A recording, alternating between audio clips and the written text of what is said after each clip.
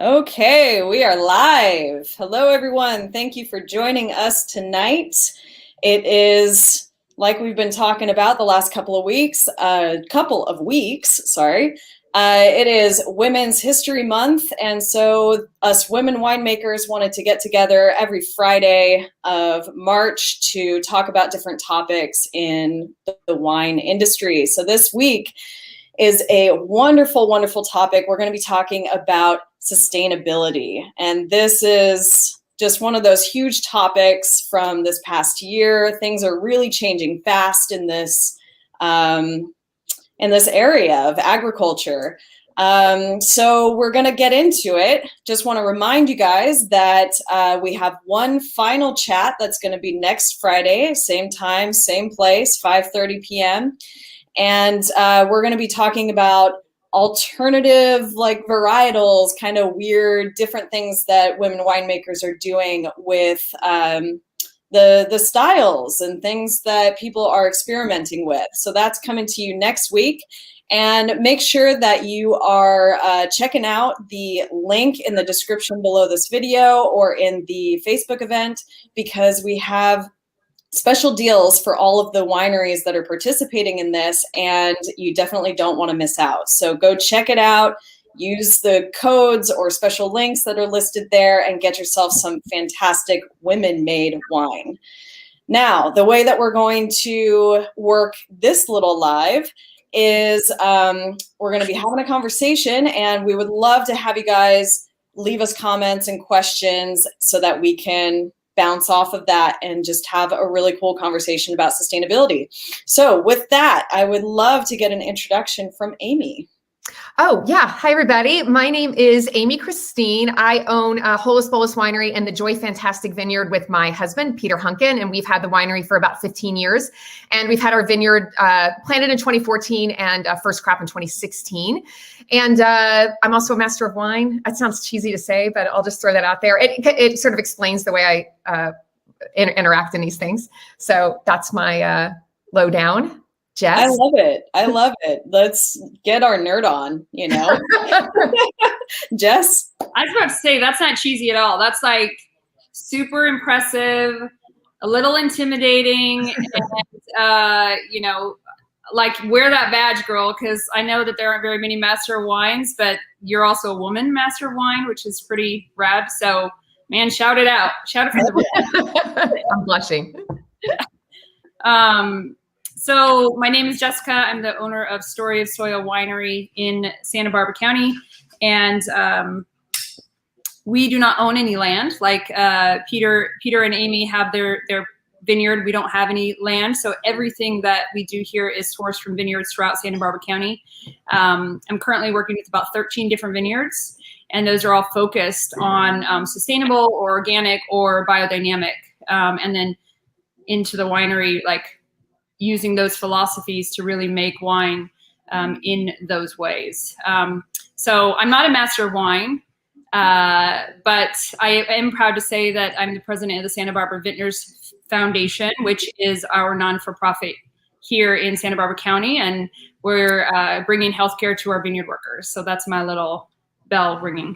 Heck yeah, I love that. Love that. And because I always forget this, my name is Syrah. I work with Buttonwood Winery, so I'm part of that family. So let's break it down. We're going to be talking about sustainability. So what the heck is sustainable farming for wine? Like, how does that work? I think for these discussions, it's always important to define our topics, and also which helps us with our scope. So I'm just going to touch really quick on sustainable and organic farming and pass it over to Jessica to talk about biodynamic farming.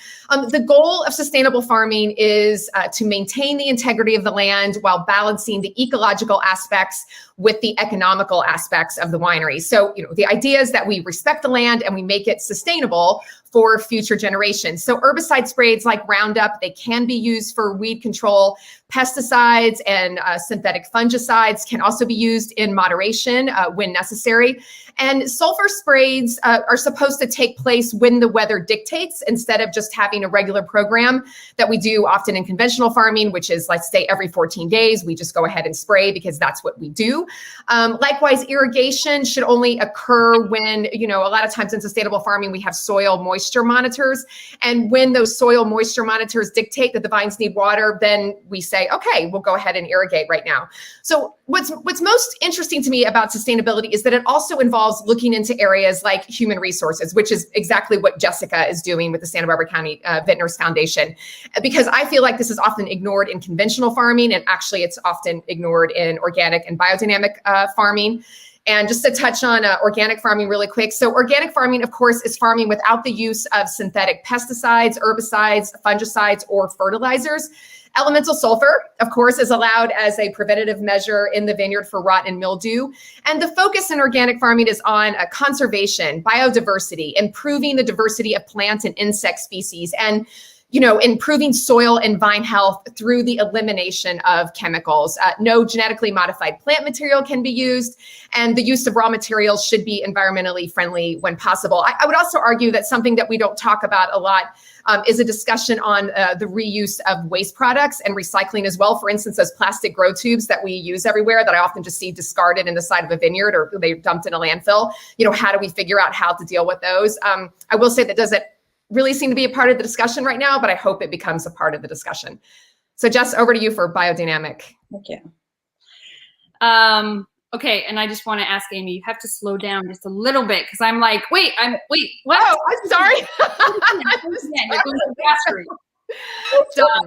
Because it's so much good information, and I think that when you go to a winery and people ask these questions, which they do, it is important for us to know what the difference is. So somebody can say, yes, this is biodynamics. Yes, this is organics. Yes, this is sustainable. So I appreciate all those explanations. I'm going to add on a little bit with biodynamics in that I'll take Amy's little description of organics and imagine organics, and then take it up a notch as far as, I'll say, the spiritual side of wine.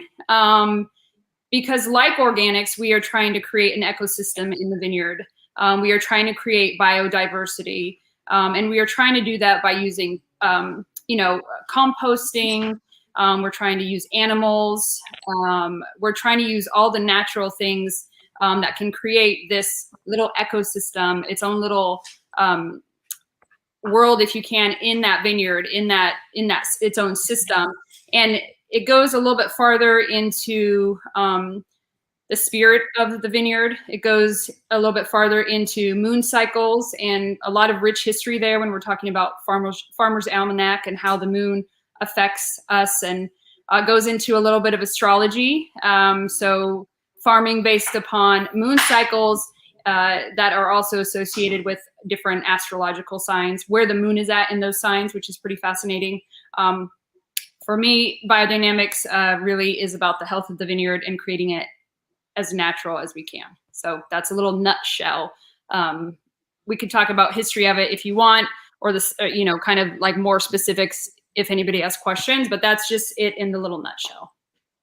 Yeah, great. Yeah, if there are people out there that want specific questions about organic and biodynamic, just hit us up in the comments and we'll get those answered. But that was a great summary of those three. Those of us that have been in the industry for a while, it's been just such a rapid growth, right, of these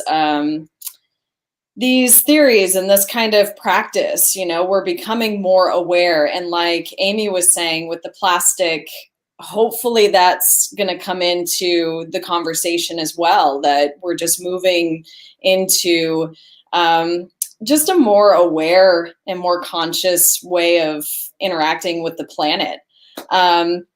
So why is that? Why is it necessary that we are moving in this direction? What is it that's driving us? Well, I would just like to start by saying that, I do a lot. My husband and I do a lot of the work in our vineyard. And one of the things that I don't want to be doing is working around, commercial pesticides, fungicides, et cetera. So first and foremost, we should not be subjecting the people who work in our vines to cancer-causing chemicals. It's flat out unethical. Secondly, we have to protect our flora, our fauna, and our groundwater supplies. And I'm just going to give an example of something that's happened in France, and that's because I think that Europe can be a real lesson to us as we continue to grow. Chemicals make people sick. And in 2014 in France, there was a illegal commercial fungicide was being used in a vineyard that was located right next to a school. They sprayed one day. By the next day, there were 20, 30 kids that were hospitalized due to a reaction that they had from this fungicide. There have been studies done where they've taken hair from kids in Bordeaux, right? This is a wine growing region where they use, we think about France as being this really natural place. We think of all these places, Santa Barbara County, it's rural, right? It's natural. But when we're spraying a bunch of agrochemicals, it's not so much. So in France, they've done studies on children's hair. They've taken hair samples and have found, 40 different pesticides, some of them 10 years old that were used before the children were born that are still in the groundwater. So I just feel like that we have to be aware of how we might be poisoning ourselves and others. And I don't mean to be on a weird liberal soapbox saying that, but it's a very real thing to me when I'm working in my own vineyard, realizing that I don't personally want to be exposed. I don't want to expose other people. Yeah. Absolutely. Yeah. Yes. I think that one of the things that I do love about biodynamics, especially, is the practice about, when we talk about regenerative farming. And so the purpose is to do things that will create nitrogen in the soil, which nitrogen-rich soils can help with carbon footprint. And where are we right now with global warming? We're in a really effed up place. Mm-hmm. And so I think what Amy talks about, it's really interesting. We live in a time right now where everybody's go, go, go, go, go. And, we talk about business or new technology, which we have to use technology these days. Obviously, here we are, but we don't know the impact that we're going to have for future generations, and how completely selfish of us to say, well, I'm just going to use Roundup, or I'm just going to do X, Y, and Z and use gas and mine coal and do all these things that are just taking away from Earth. And we don't know any of the repercussions. So for me, it's an absolute must to have these conversations. We have to talk about things that we don't know what causes cancer. We don't know these things. So what if we just took the steps to be a better human, to make better wine, to be a better human, but for future generations. And that's what's important to me. And that's why we should always have these conversations. Absolutely. You mentioned regenerative farming. So could we just get a real basic definition of that, just in case some of the people here haven't heard that term before? Sure. So, when we do farming, our vines are going to take certain things out of the soil.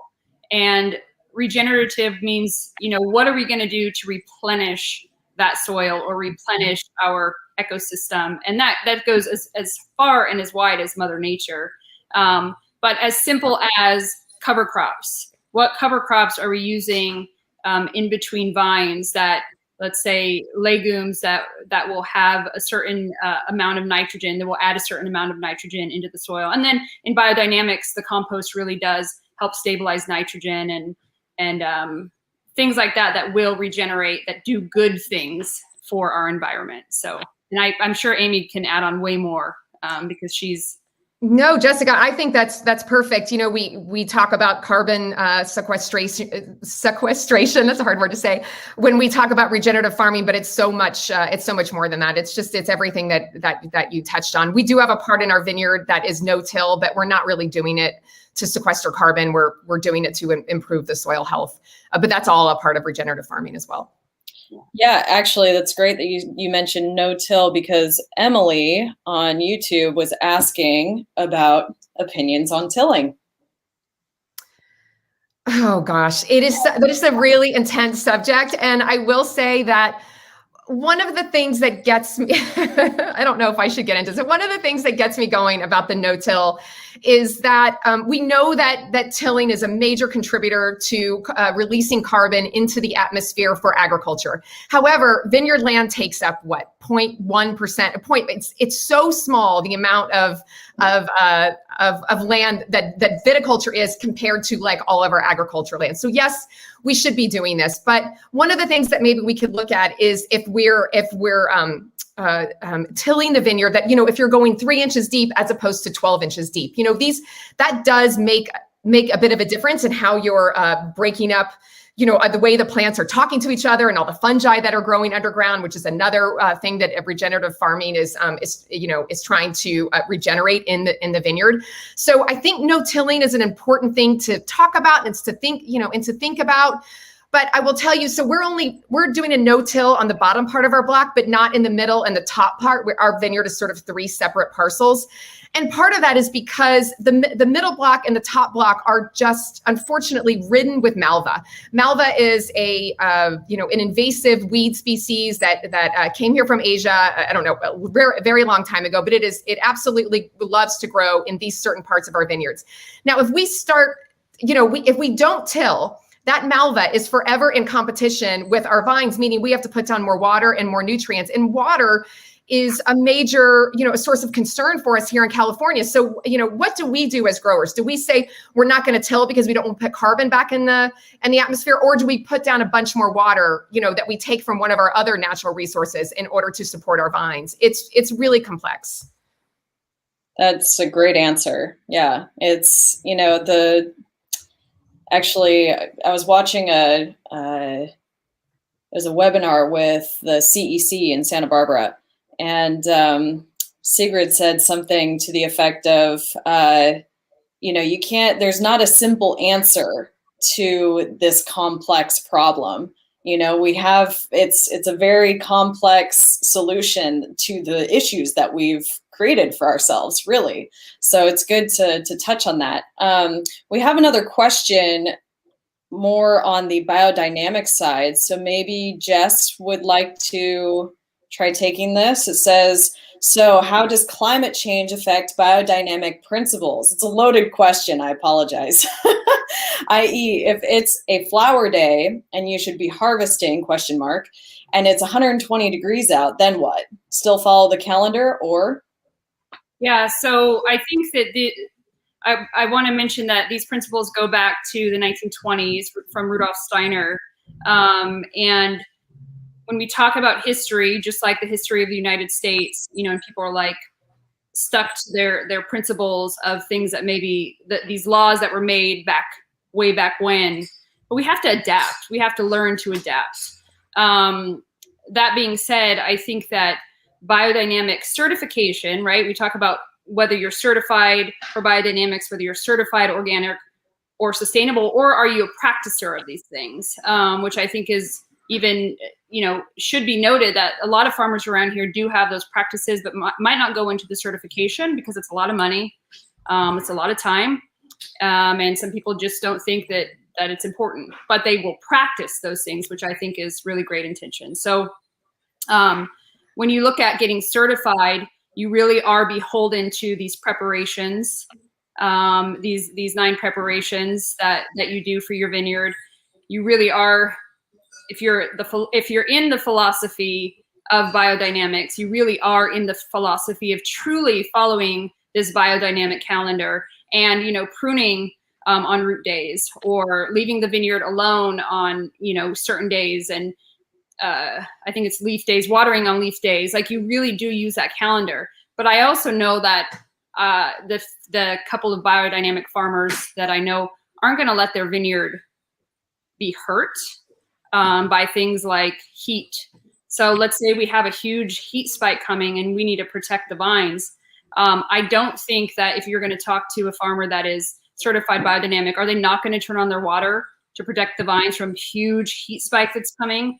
I mean, they can answer that question, but my guess is that they're going to do what they can to protect the vines. And also in that vein, Karen, the biodynamic farmers that I do work with that have certified, that have gone so far, I love the practices. I love the philosophy, but sometimes my schedule, I can't pick based upon the biodynamic calendar because I have a 3-year-old son and I'm running a tasting room and I'm, doing everything I can. And sometimes I want to pick do I look at the biodynamic calendar? Yes. If it coincides, I'm like, woohoo. If it doesn't, I'm not going to alter it. And in that sense, when let's say I go to Brooke Williams and I say, hey, I want to pick on Tuesday, he doesn't look up the biodynamic calendar and go, wait a second, you're not allowed. My wine. And so while I think he gives us the foundation and the opportunity to have this sort of practice, which I think is wonderful, I don't notice that any sort of farmer will say no, or so far has not said no, or hasn't done certain things on certain days, racking or all the things that go into it. So I think we adapt, right? We adapt as best we can. Totally. Nice. And then I had a follow-up question here for Amy about the Malva, what you were talking about. Does anyone know a graduate over? Yeah. No, we've looked at all sorts of things. If you saw the Malva in our vineyard, it's up to my waist. When we're pruning, I'm having a hard time getting through. So we finally it's the dog you can't even see the dog. Like it is such a major problem. Now, if I listen to somebody like Mimi Castile, who talks about no-tilling a lot, and she will say that it's like, so we could start a no-till practice on those, and we would just be in a lot of hurt for a few years, maybe 5 years, 6 years, our yields could be greatly reduced. We don't know, but I'm just not ready to take that step yet. But I don't know. I don't know what else we can plant out there that would overtake that Malva. If you want to see a picture, just email me and I'll show you what the problem is. It's not good. Yeah. And Jess, what are you tasting over there? Oh yeah, we should taste some wine.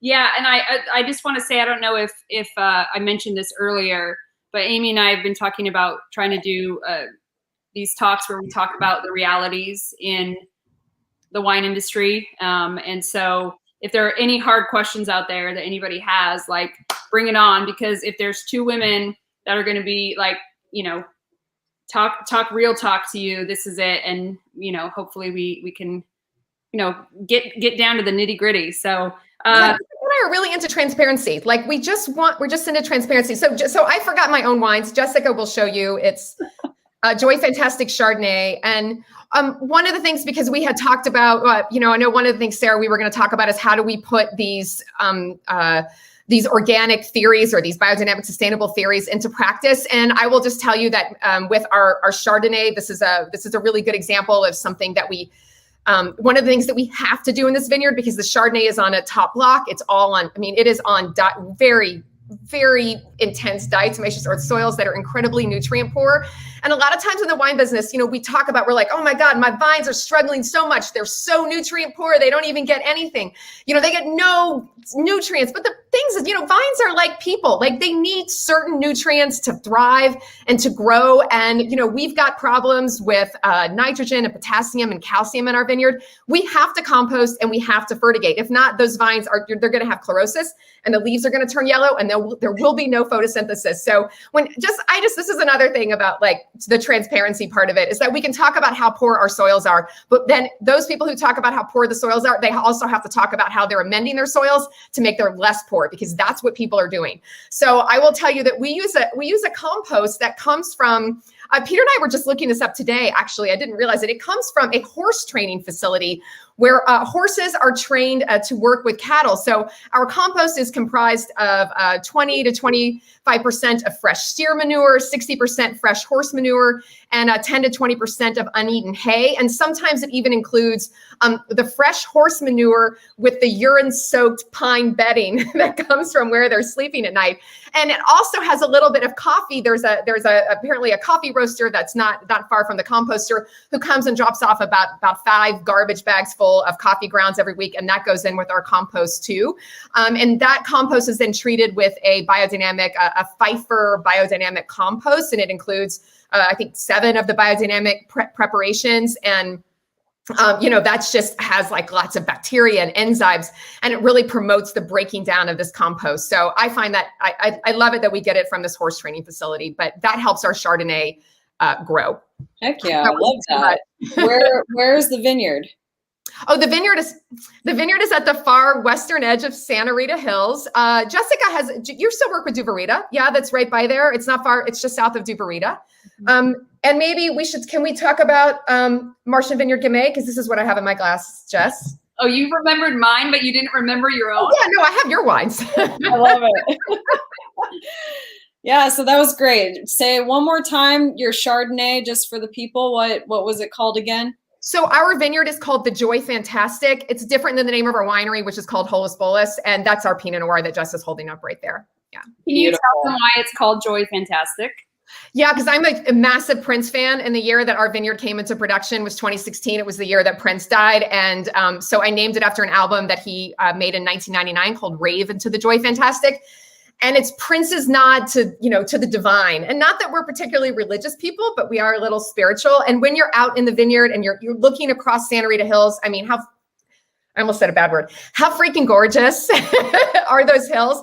And we feel like it's joyful and it's fantastic. I love that. That's great. That's great. So then we're going to move on to Jess's. What do you have there? Martian Ranch Vineyard. Oh, there you go.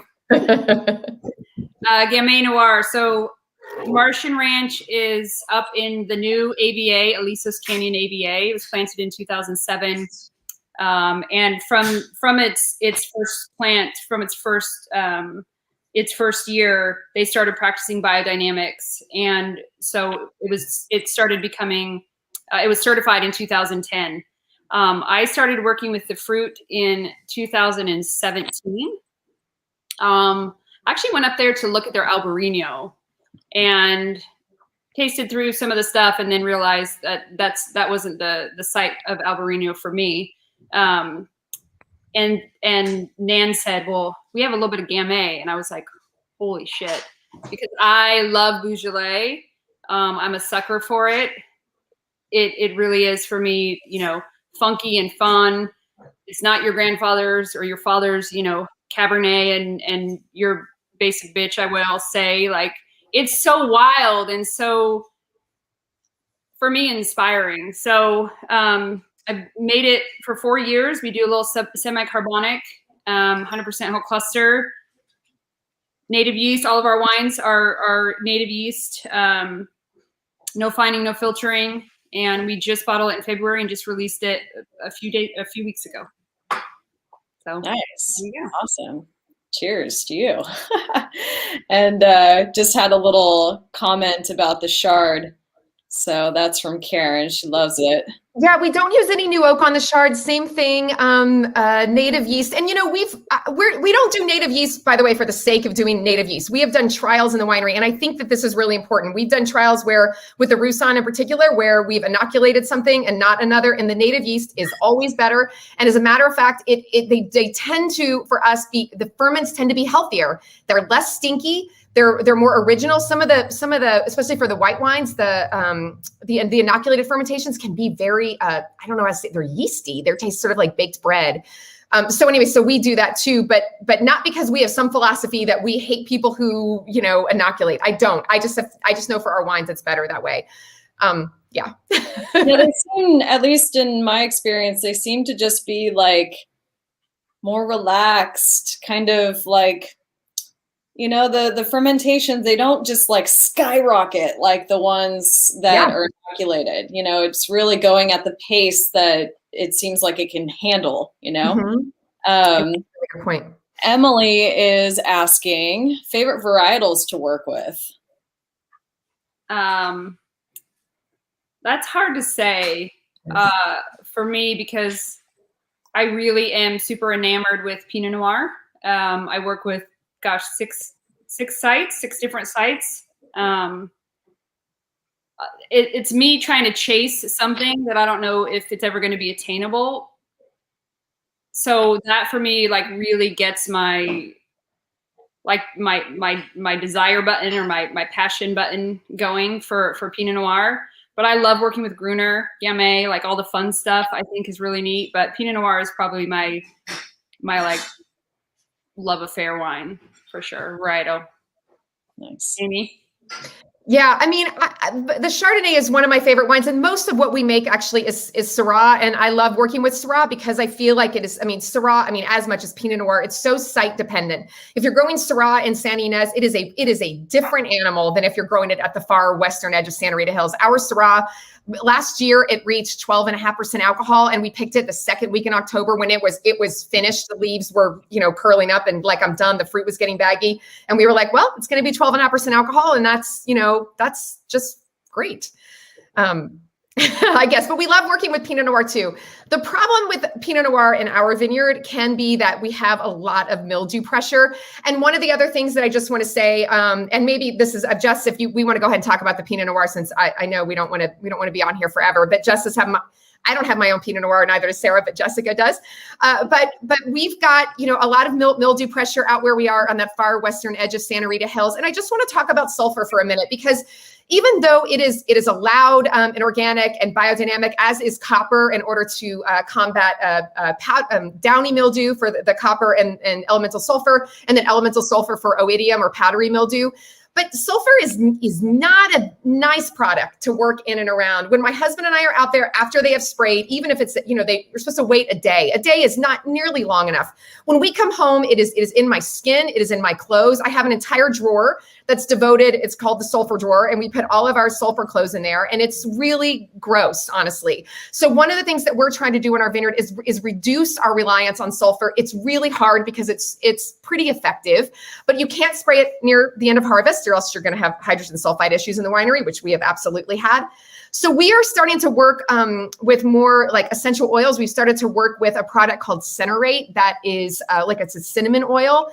The problem with something like Centerate compared to sulfur is that you've got to spray it more often than you do sulfur. And it's also it's much more expensive. So for our vineyard, 5 acres costs about $200. Sulfur, the same amount of sulfur would be $30 for 5 acres. I mean, and imagine if you're a grower and you have 150 acres to treat, and you've got to do these treatments multiple times in the year. And that's not including labor. That's just materials.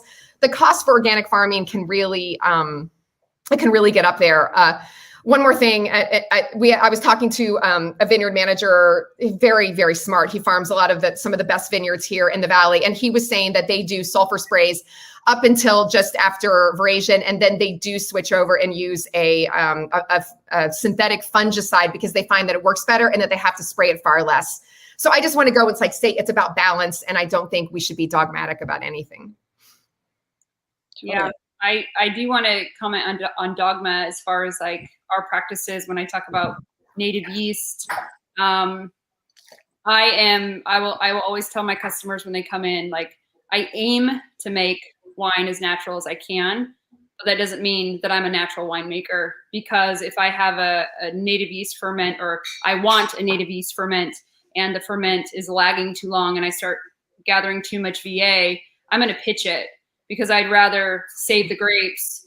Saving the grapes are way more important to me than being a native yeast winemaker, which is why, I'm not a funky wine girl, but I definitely want to have that as like, what do I do?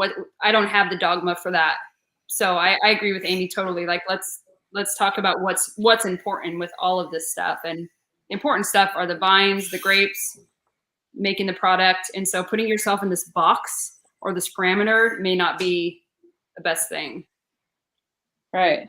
Yeah. And you kind of touched on, certification and sort of the dynamic of that, along with, being a business owner. You ladies know what that's about. But, certification is something that helps the consumer support these practices. So how can consumers support wineries that are doing their best and trying to be conscious of their impact on the planet? How can they do that? What would you say, Amy? Sadly, that there's no real way for consumers to know which wineries or vineyards are organic in Santa Barbara without doing their own research. I think it's something that maybe the Santa Barbara County Vintners Association should take up. Is anybody from there watching? Other regions are doing it much better than we are. Lodi rules for sustainability. We also have the SIP, the Sustainability in Practice, the SIP certification, of course.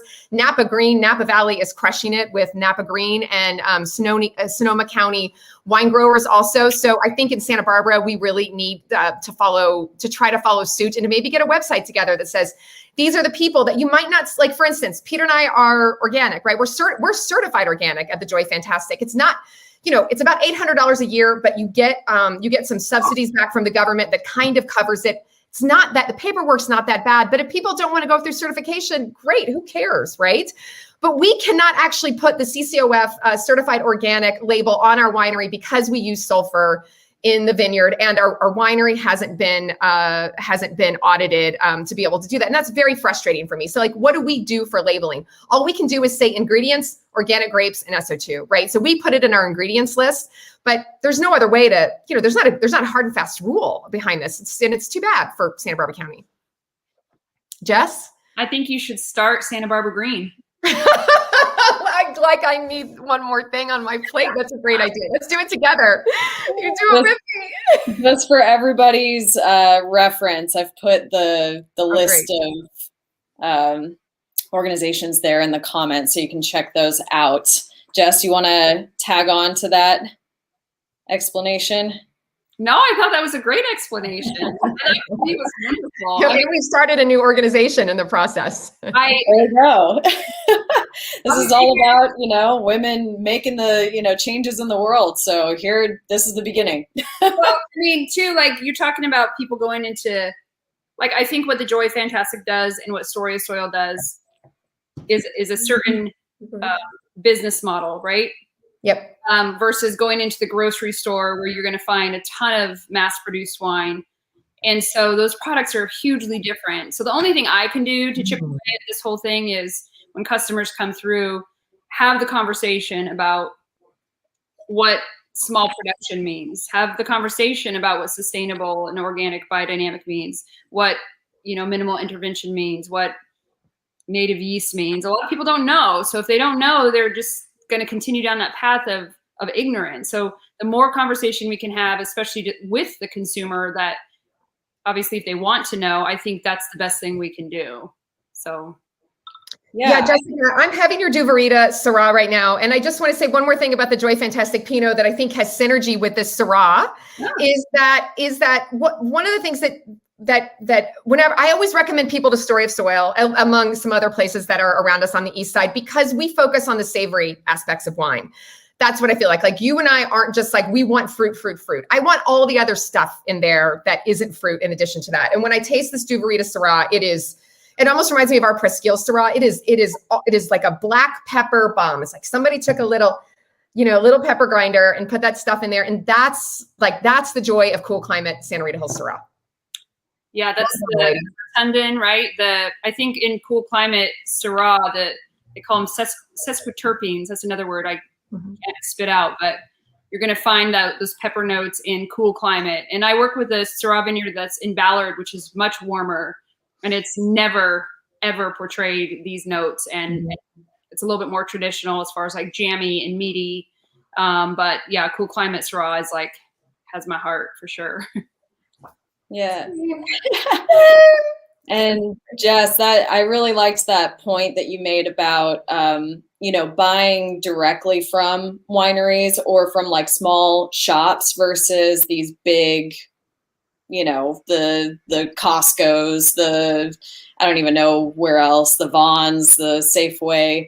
And I think that's something that's really starting to get more velocity behind, because people are trying to shop small, especially with the pandemic and everything.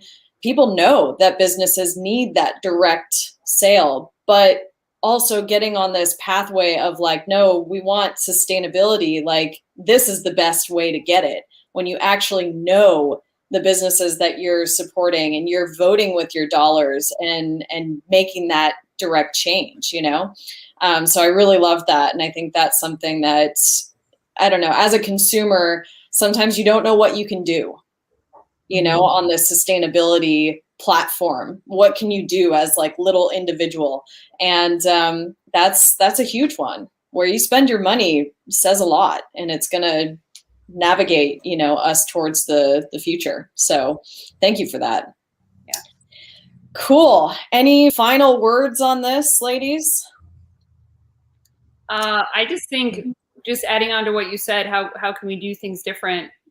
When we talk about either supporting small business or supporting organic, or even through biodynamics, when we look at the overall picture of biodynamics to be regenerative, even into like the thought of Mother Nature as a whole, if we can all practice small things, it can lead to bigger things, right?